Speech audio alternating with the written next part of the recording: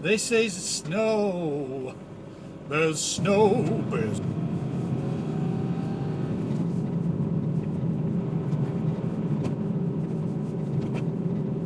After 300 yards, take the second left.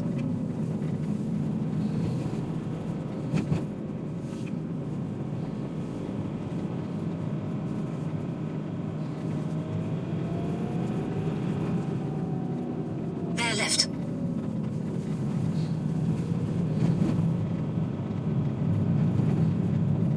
Crikey, look at this pile of snow here on the corner. That must be about 10 foot high, that pile there of snow. And this is 10 days after it snowed. 10 days, I tell you, 10 days! Snow! At the end of the road, turn right. Then, at the end of the road, turn right. I was kind of just telling the tale of how bad the snow is, and I had just in the last 3 or 4 miles demonstrated how some of the snowdrifts were about 8 foot high at the side of the road here. Because I had a comment on a previous video I put up about 10 days ago that the snow didn't look that high, and it is particularly bad actually in this area where I live, and this is about 10 days after the snowfall that we had, and some of the snow drifts and the snow is nearly, really, in real terms, nearly all melted away now, and as you can see here from the piles of snow at the side, which are about 4 or 5 foot high here. Actually, further up this road, they get quite a way up this road actually. They get as far as about 8 foot high. I have not done a great deal this last couple of weeks. I had a brand new clutch fitted into this van, VW T5 van that I've got, and the clutch costs about £1,200, so you know it's about $1,800 I think, something like that, US dollars. And the clutch was fitted at the VW Volkswagen main dealers, and they fitted the clutch, they fitted the flywheel on the engine, they do the whole caboodle apparently on this particular vehicle, and it didn't work properly. The gears were difficult to select, and the clutch pedal was stiff, and it was biting too low down on the clutch pedal. So I took it back and told them all this. They wouldn't have it. They said it was fine, it was like that, this is how it is. We'll test drive it, we'll try to re-bleed it, this, that and the other.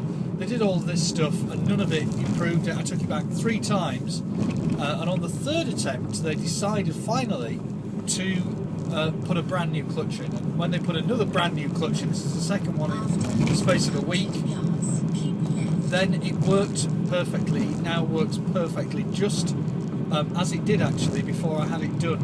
Apart from the fact that the clutch was worn, it was very smooth actually changing gear, this van, before I took it in.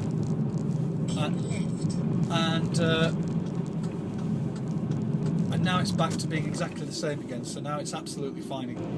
And apart from that, I've been watching YouTube, keeping up to date with what you guys have been up to. For those people who've got YouTube channels and been broadcasting or narrowcasting, whatever you want to call it, their lives and what's been going on. I've been watching Rick Van Man. He's got a new van which he is looking to convert into a motorhome camper van, so he's got all sorts of jobs ahead of him, and I don't envy him, I must admit, because I know just how much time these things take, and how much of your life they can take up once you get into these things. In addition, I've been watching Navy Thomas 8 with his battles with BMW to try and get his bike up and running and working. And he's continued to have a series of oil leaks on the GS650 Citeo BMW motorbike that he's got. So if you haven't seen either of those 2 channels, you might want to go and check them out. That's Navy Thomas 8 or NT8, who's a motor vlogger, and Rick Van Man, who's a guy who does all sorts of videos on how-tos, prepping, herbalism, camper vanning, just royalty-free music. There's a whole host of things he does, so maybe go and check him out as well. Well, I'm just here on top of the world in the very northern part of the Peak District, and looking out northerly towards Huddersfield and in sort of further north-westerly direction, even over towards Halifax and some of the moors over there. Visibility today is fairly good, not ideal in the distance, but you can see probably somewhere in the region of about, I don't know, I mean from here I must be able to see 50 miles, something like that, possibly, you know, in the very fine distance, probably even 60 miles I can see. These are the sorts of views, I don't know how well that looks through the iPhone, but looking out there into the distance, there's a sort of a small reservoir down there.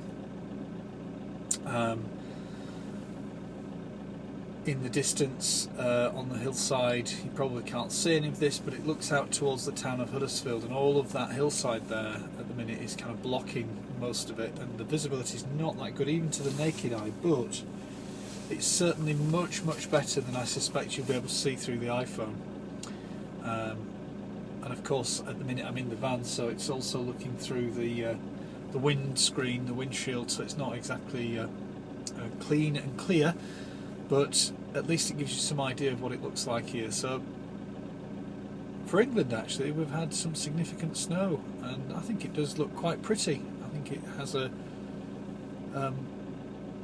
nice sort of clean and crisp look to it. Still, it'd be quite nice to be on holiday in a nice sunny place as well. At least it's now warm in the van. I've had some various work done on the van. It was cold before, but now it's actually warm. We put a new thermostat in and done various other jobs on it, and it's a lot better.